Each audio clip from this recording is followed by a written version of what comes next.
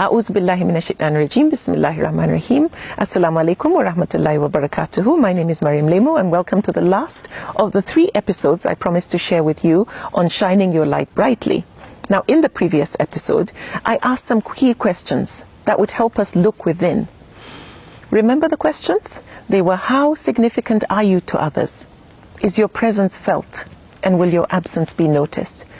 I also asked, who will cry when you die? And what will you be remembered for long after you are gone? I also said that as good as going to the mosque, fasting, going for umrah, attending Islamic functions are, they are so far from sufficient if nothing good comes out of us from it. However, let me ask you a few questions. Are you the one who, when people have a problem, they think of you? Are you the one whom, when people want advice, they come to you because of your wisdom? Are you the one who, when people want to settle a dispute, they come to you because of your sense of justice?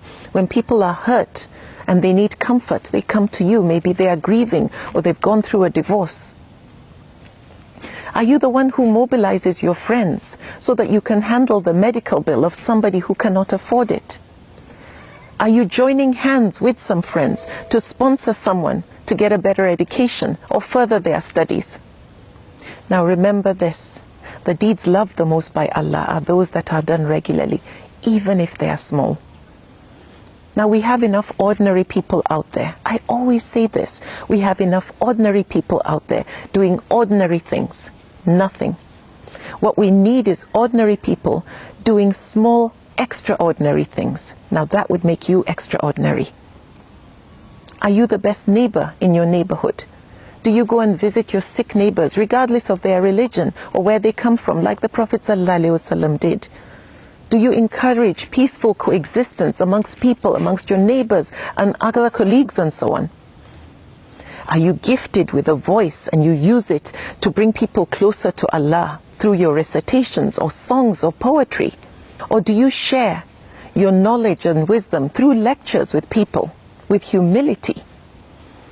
Or do you organize events where people can come and learn and grow? Or do you volunteer to help at events, functions, Islamic functions and so on, or at your local mosque or community center? Now, I was inspired when I traveled recently to give a lecture by a dynamic lady who had established what's called a street kitchen, where she feeds so many people without charging them a dime.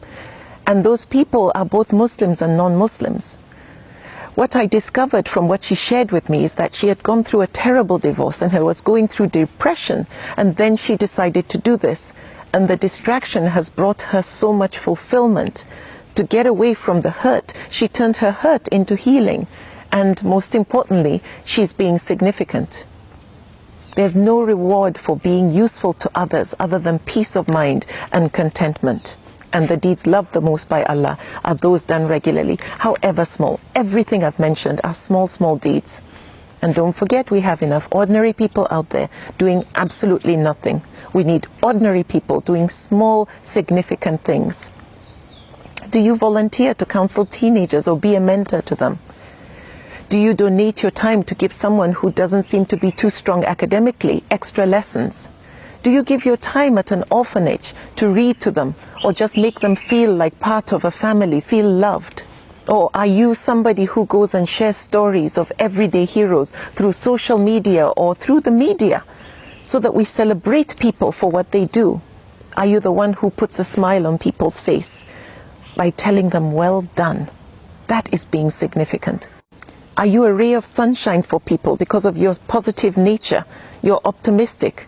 Or are you the one who silently likes to help the underprivileged who don't know that you are a donor? Or people and birds sit under the shade of a tree, enjoy the fruits and the shade, the coolness and the breeze, and they didn't know you were the one who planted that tree. The deeds loved the most by Allah are those done regularly, even if they are small. In other communities, when people mobilize their local community maybe to clean up litter, or speak up against some form of injustice or abuse, or assist people in times of crisis, or save an animal like a dog from thirst, or a cat that's stuck in a tree, they become heroes. They're on the news. People celebrate them. We also need to celebrate our heroes, people who are doing small, extraordinary things. Do your part in making sure that next time you want to forward a clip or a video, that it's videos that are inspirational, videos that highlight positives in our people, and in general. Make sure you don't forward those stupid videos that unfortunately eat away at the fiber of our character. Now, all these things I've mentioned are those deeds that are loved the most by Allah, even though they are small. All these acts are being the most useful. This is Islam in motion. Islam is not as heavy as people make it seem. Now, being a Muslim is a combination of being good and doing good, and forbidding wrong and making sure we enjoin others to do the right thing. Now, acquiring useful knowledge is not our problem. Acquiring knowledge to make us useful and significant, we have access to all of it, and that is not our problem. That is not the challenge we face. It is making sure that we put that knowledge to good use. It is walking the talk, making sure that the input produces the right output. Many have titles before and after their name, and they add degree upon degree to the certificates they already have. However, all that is insignificant if they are not put to good use, if they do not make people benefit from the knowledge and wisdom you have. Let the fertilizer, let the sunlight and the nutrients that go into you produce good fruit. Now, it is a challenge for all of us to be the best and the most useful. Like the Prophet ﷺ said, the best amongst you are those who are the most useful. May Allah give us the strength to be amongst the best and the most useful.